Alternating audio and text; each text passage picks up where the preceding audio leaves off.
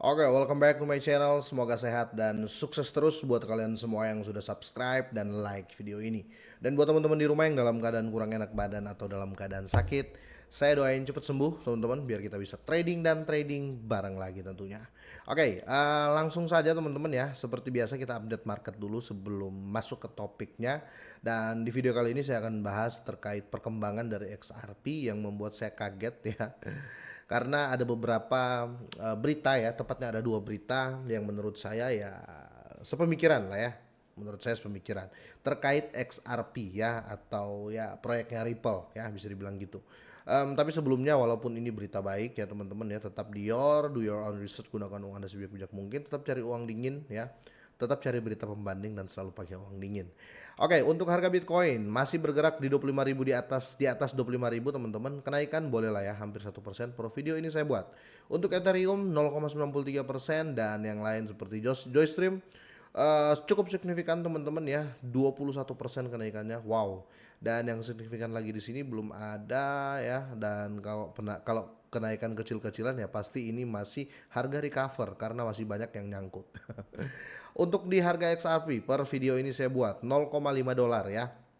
Kenaikan tepatnya di 1,24%. Kita cek bentar ya untuk grafik dari XRP, teman-teman kalian bisa lihat di sini ya.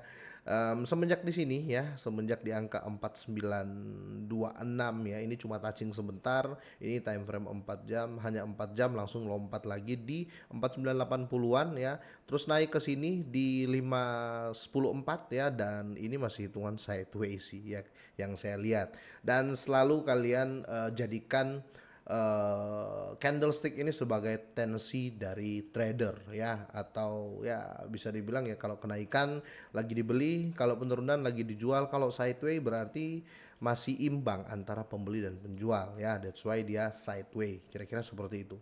Nah, ada berita baru ya teman-teman, diangkat dari Crypto in Media teman-teman. Ada dua berita sih dan kalian bisa cek langsung di website, di deskripsi ada websitenya teman-teman ya, dari Crypto in Media, boleh kalian baca-baca berita di situ. Jadi ada dua topik, jadi raksasa keuangan Jepang ya mengkonfirmasi ya menggunakan XRP ya untuk layanan pengiriman uang internasional ya, kira-kira seperti itu. Paham ya teman-teman ya. Jadi ini sudah institusional ya.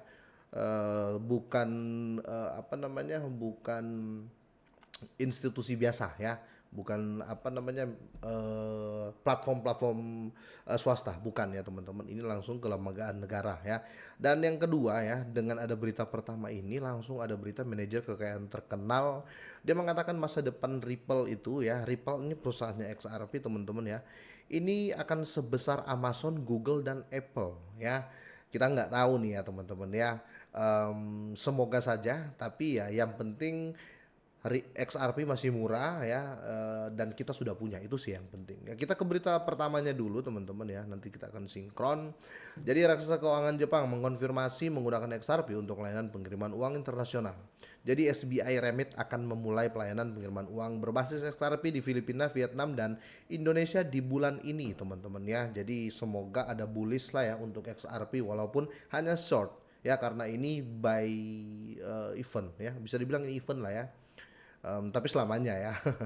Oke, dan di sini layanan pengiriman uang SBI XRP. Menurut pengumuman resminya, layanan pengiriman uang dimulai bulan ini. Laporan tersebut mencatat bahwa layanan tersebut pada awalnya akan menargetkan rekening di Bank Filipina, Vietnam, dan Indonesia, teman-teman ya.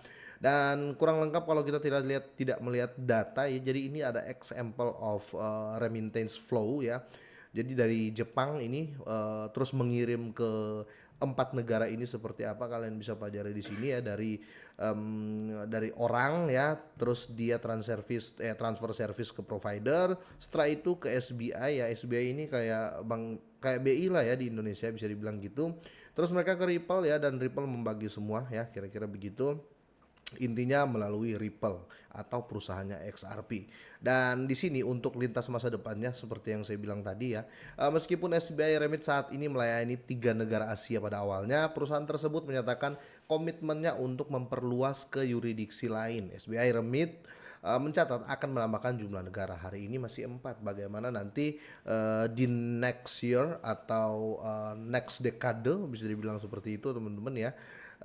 mungkin sudah akan ada ratusan negara atau puluhan lah ya, minimal puluhan ya, standar-standarnya ratusan negara yang sudah apa namanya, sudah ada fitur ini ya, tentunya dari SBI teman-teman ya. Nah dengan berita ini teman-teman ya, kolaborasi SBI dengan Ripple ini sudah terjadi teman-teman ya, tentunya sudah terjadi karena sudah ada use case-nya atau kasus penggunaannya. Ini sangat cocok dengan prediksi yang saya jelasin tadi ya. Jadi manajer kekayaan terkenal mengatakan masa depan Ripple ini ya akan seperti Amazon, Google dan Apple. Ini tiga raksasa ya, tiga perusahaan raksasa menurut saya. Jadi Cliff Thompson ya, namanya Cliff Thompson, dia yakin Ripple bisa menjadi pemain besar seperti Amazon, Google dan Apple ya. Dan kalau kalian mau cek ya, kalian cek di Twitternya Ingrid ya untuk videonya. Saya nggak mau play, takutnya nanti copyright teman-teman ya. Intinya ini bukan fake atau hoax ya. Oke, Vendel berspekulasi bahwa jaringan pembayaran XRP akan terus ada dan setiap bank akan mengadopsinya di masa depan. Dan bulan Juli, Ripple meraih kemenangan parsial ya dalam pertarungan hukumnya melawan US SEC ya, ketika hakim analisa Torres dia menyatakan bahwa XRP bukan sekuritas ya. Sejak kemenangan itu sudah banyak apa namanya, perusahaan-perusahaan besar ya yang mengangkat derajat dari Ripple lah ya, bisa dibilang seperti itu.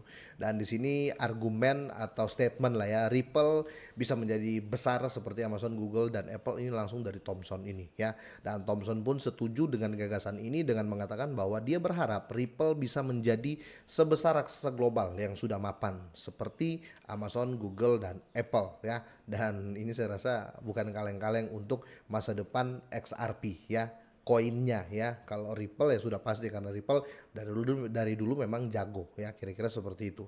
Nah di sini Thompson juga menyatakan bahwa salah satu tantangan besar yang dihadapi sektor kripto selama bertahun-tahun adalah ketidakmampuan SEC ya untuk menerapkan peraturan yang lebih jelas ya.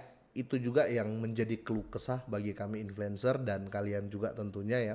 Jadi XRP ini apa ya, main nuntut aja ya, ketika ada project gini-gini main tuntut, oh ini gini. Padahal SEC ini teman-teman dia nggak ada aturan paten ya, nggak ada aturan paten yang dia share. Dia aturannya ya dikonsumsi sendiri teman-teman ya. Makanya banyak yang kena tuduhan-tuduhan dari SEC ini. Makanya ya kenapa saya bilang kita sebagai influencer, kita sebagai holder pun dari kripto atau pemain kripto atau investor kripto masih bingung apa sih aturan yang sesungguhnya ya, supaya kita juga tahu gitu loh. Tapi tidak pernah dipublish sama SEC ya. Itulah yang membuat kita mau review pun bingung teman-teman ya. Kita review baik hari ini, besok dituntut SEC ya. Padahal memang SEC nggak kasih aturannya, kira-kira seperti itu. Nah menurut kalian gimana? Kalian sependapat nggak ya? Kalau kalian bertanya ke saya ya, saya sependapat teman-teman dengan berita ini. Karena Ripple saya sudah ikuti lama ya, semenjak belum dituntut apa namanya, SEC ya 2020 awal kalau saya nggak salah, berbarengan sama Coinbase ya, dan berbarengan sama di delist dari Coinbase, kira-kira seperti itu. Menurut kalian gimana? Boleh deh kalian drop komen. Semoga ini bermanfaat teman-teman, semoga sehat dan sukses terus buat kalian semuanya.